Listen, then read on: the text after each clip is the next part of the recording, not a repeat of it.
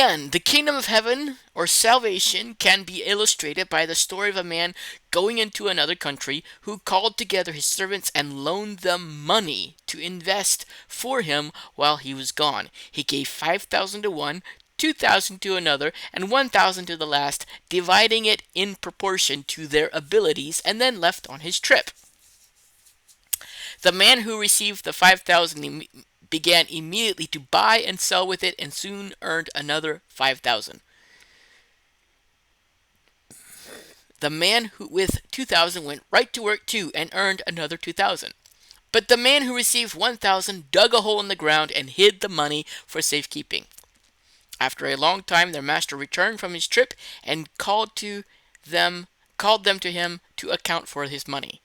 The man to whom he had entrusted 5,000 brought him 10,000. His master praised him for good work. You have been faithful in handling this small amount, he told him. Now I will give you many more responsibilities. Begin the joyous tasks I have assigned to you. Next came the man who had received 2,000 with the report, Sir, you gave me 2,000 to use, and I have doubled it.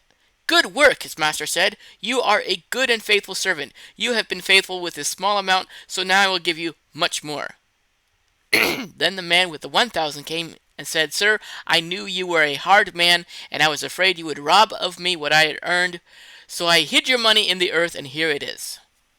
But the master replied, You wicked man, lazy slave! Since you knew I would demand your profit, you should at least have put my money in the bank so I could have some interest. Take the money from this man and give it to the one with the 10,000. For the man who uses well what is given shall be given more, and he shall have abundance. But from the man who is unfaithful, even with what little responsibility he has shall be taken from him. And throw the useless servant out into outer darkness.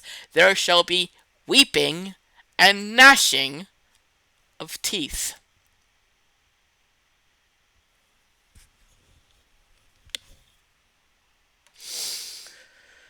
Whoo, doggy.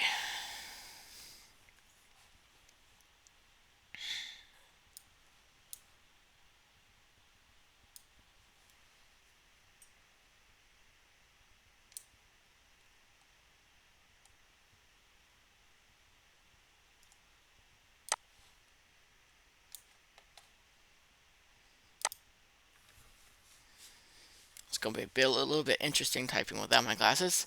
According to Matthew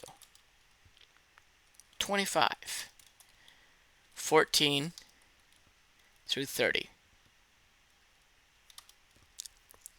Jesus gives a blessing to each person.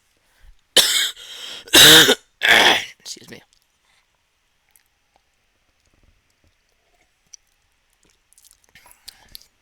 According to their abilities.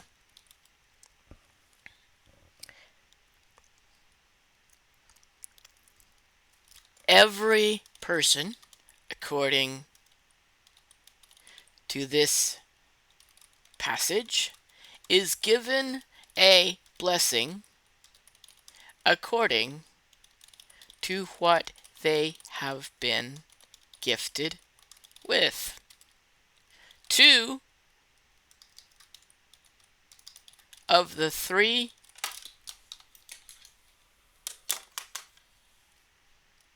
servants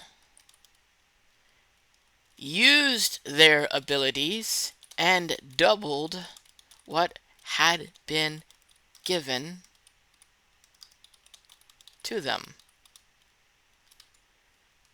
The third was afraid and let fear be his master instead of the one who had given him the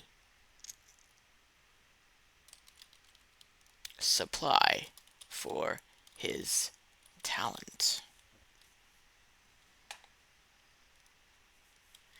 Because fear was his master, the master threw the servant into the same place as fear goes. to hell.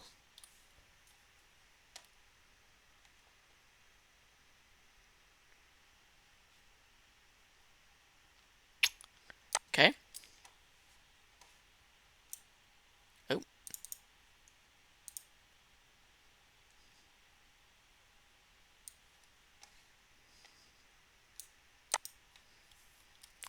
According to Jesus, the talents, abilities, giftings that you have, it lines up with the book of destiny that you were given from before the day you were born. This from Jeremiah 1 verses 1 through 5 and Psalms 139 verses 13 through 16.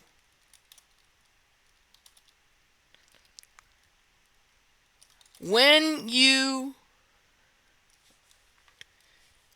accept Jesus, when you accept Jesus as master of your life, call that the funding.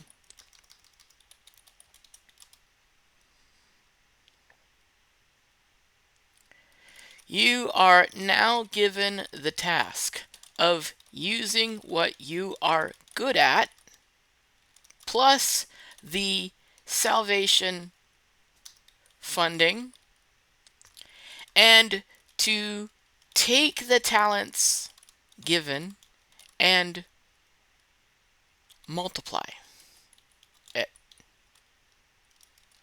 According to Jesus, at the end of the age world, he is going to do a check of what you've done with your life. If you have with the talents that you had before Christ and the salvation that you received, you were able to make a much wider impact on the world with the skills of Christ infused into your life.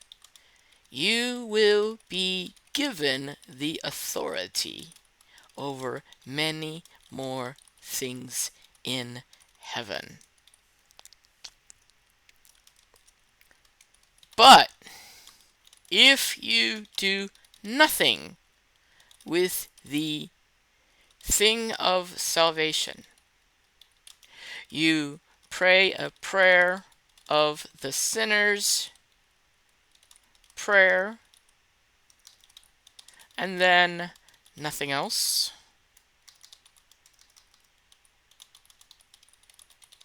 you ascribe to the once saved, always saved theory. You believe that you are saved by grace and no change is necessary. You will have your salvation removed.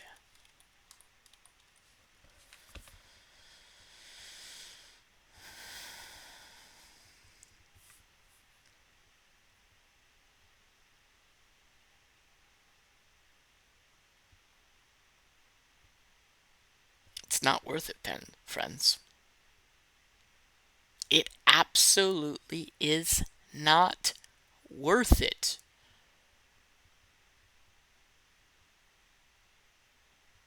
To go this entire scenario